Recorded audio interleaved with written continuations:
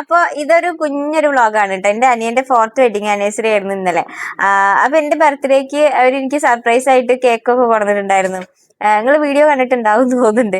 അപ്പൊ ഞാൻ ശരിക്കും ഞാൻ തീരെ എക്സ്പെക്ട് ചെയ്തിട്ടുണ്ടായിരുന്നില്ല. കാരണം ഷോപ്പിൽ നിന്ന് പോകുമ്പോൾ ലേറ്റ് ആയിട്ടല്ലേ പോണത്. പിന്നെ അവനാണെന്നുണ്ടെങ്കിൽ അധികം വർക്ക് കഴിഞ്ഞിട്ട് വരാനും ലേറ്റ് ആവാറുണ്ട് കേട്ടോ. അപ്പൊ ഞാൻ അങ്ങനൊന്നും വിചാരിച്ചില്ലായിരുന്നു.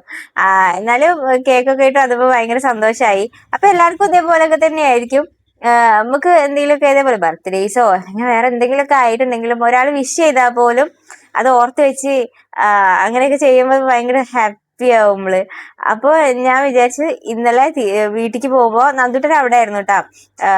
എക്സാം കഴിഞ്ഞാൽ നേരെ അങ്ങോട്ട് പോകും വീട്ടിലേക്ക്. പിന്നെ ഞാൻ ഇവിടെ നിന്ന് പോയിട്ട് വിളിക്കുക, ചിലപ്പോ അനിയൻ അങ്ങോട്ട് ആക്കി തരുകയും ചെയ്യും. അപ്പോ ഞാൻ വീട്ടിലേക്ക് ഏതായാലും പോകല്ലേ, അപ്പൊ ഒരു കേക്കൊക്കെ ആയിട്ട് പോവാ. ഞാൻ കേക്ക് വാങ്ങാൻ പോയപ്പോ കൊറേ കേക്കുകൾ അവിടെ ഇട്ടാ. ഏത് വാങ്ങണമെന്ന് കൺഫ്യൂസ്ഡ് ആയി പോയി. നല്ല ഭംഗിയില്, പിന്നെന്താ അറിയോ, അവിടുത്തെ കേക്ക് നല്ല ടേസ്റ്റ് ആട്ടാ. അപ്പോ അതൊക്കെ വാങ്ങി ഞാൻ വീട്ടിലെത്തിയപ്പോ നമ്മളെ അലമോളുണ്ടല്ലോ, എന്റെ വണ്ടിക്ക് ഒച്ച കേട്ട പാടനെ ഓടി വരും ട്ടാ. അങ്ങനെ ഓടി വന്ന് ഞാൻ ഈ കേക്കൊക്കെ പിടിച്ചിട്ട് നല്ല ഇതിൽ പോവുകയാണ്. അപ്പൊ അലമോളെ ഞാനിങ്ങനെ ഓടി വന്നപ്പോ ഞാൻ എടുത്തൊന്നുമില്ല, കാരണം ഒരു കയ്യിൽ കേക്ക് ഉണ്ട്, ഒരു കയ്യിൽ ഫോണുണ്ട്.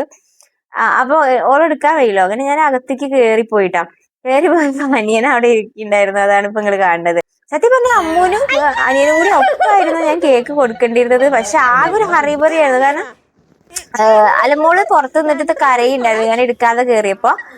പിന്നെ മോനാണെങ്കിലും ഇങ്ങനെ ഇടയിൽ കിടന്ന് ഇങ്ങനെ രണ്ടാൾക്കാരും കൂടി ഇതായപ്പോ എനിക്ക് അത് നന്നായിട്ടായിട്ട് പ്രസന്റ് ചെയ്യാൻ പറ്റില്ല കേട്ടോ. അപ്പൊ എന്നോട് അനിയൻ പറഞ്ഞ് ഈ പുറത്തേക്ക് ഇറങ്ങ്, പുറത്തേക്ക് ഇറങ്ങിയിട്ട് ഒന്നും കൂടി ആയോ ഞാൻ അൺഎക്സ്പെക്റ്റഡ് ആയിട്ട് ഇരിക്കാന്നൊക്കെ കേട്ടോ. അപ്പൊ അങ്ങനെ അൺഎക്സ്പെക്റ്റഡ് ആയിട്ട് ഇരുന്നിട്ട് സംഭവം കണ്ടപ്പോ ഉള്ള ഒരു ഇതൊക്കെയാണ് ആക്ടിങ് ആണ് നിങ്ങൾ കണ്ടു കേട്ടാ. അങ്ങനെ അത് കഴിഞ്ഞ് ഞങ്ങൾ കുറച്ചു നേരമൊക്കെ ഇങ്ങനെ ഇന്ന് ചായ ഒക്കെ കുടിച്ചിട്ടുണ്ടായിരുന്നു. അതിനിടയ്ക്ക് ആങ്ങളമാരൊക്കെ നമുക്ക് എന്തെങ്കിലുമൊക്കെ ചെയ്തു തരുമ്പോ അത് അവരുടെ കടമയാണ്, നമ്മളൊരു പെങ്ങളല്ലേ ഉള്ളൂ എന്നൊക്കെ വിചാരിച്ചിരിക്കുന്ന കുറെ ആൾക്കാരുണ്ടായിരിക്കും. പക്ഷെ അങ്ങനെയല്ല കേട്ടാ. നമ്മൾ തിരിച്ച് അവർക്ക് അതേപോലത്തെ സ്നേഹവും സപ്പോർട്ടും ഒക്കെ കൊടുത്തിട്ടുണ്ടെങ്കിൽ അത് നമ്മുടെ ബന്ധത്തിനെയും കൂടുതൽ ഇതാക്കും. പൈസ കൊണ്ടുള്ള കാര്യങ്ങൾ മാത്രമല്ല, ക്യാഷ് കൊടുത്തിട്ട് വാങ്ങി കുറെ സാധനങ്ങൾ കൊടുക്കുന്നതോ അല്ലെങ്കിൽ ക്യാഷ് കൊണ്ടുള്ള കൊടുക്കുന്നതോ ഒന്നും അല്ല കേട്ടാ.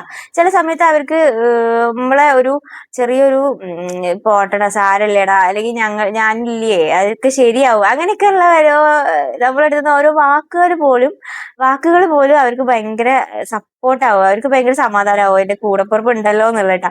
അപ്പൊ അതും കൂടി നമ്മൾ പെങ്ങന്മാരൊക്കെ ഒന്ന് ശ്രദ്ധിച്ചിട്ടുണ്ടെങ്കിൽ നല്ലതായിരിക്കും.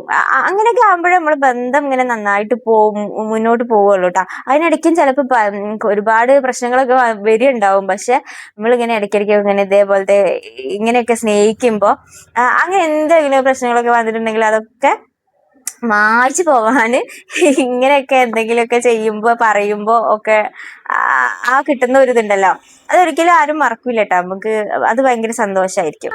അപ്പൊ എല്ലാരും അങ്ങനെയൊക്കെ ഒന്ന് ചെയ്ത് നോക്കുക കേട്ടോ. അങ്ങനെ അതൊക്കെ കഴിഞ്ഞിട്ട് അമ്മു ഉണ്ണിയും കൂടി ഒന്ന് പുറത്ത് പോയി വന്നിട്ടുണ്ടായിരുന്നു. അപ്പൊ അതിനിടയ്ക്ക് ഞാൻ മോൾക്ക് ചോറ് കൊടുത്തു. പിന്നെ ഒക്കെ ഉറക്കം വരണ പോലൊക്കെ തോന്നിട്ടാ. പിന്നെ അപ്പഴത്തേക്ക് അമ്മു ഉണ്ണിയും വന്നു. അങ്ങനെ ഒരു ചോക്കോബാറൊക്കെ കഴിച്ചിട്ട് ഞങ്ങൾ തിരിച്ച് തലക്കരയ്ക്ക് തന്നെ പോയിട്ടാ.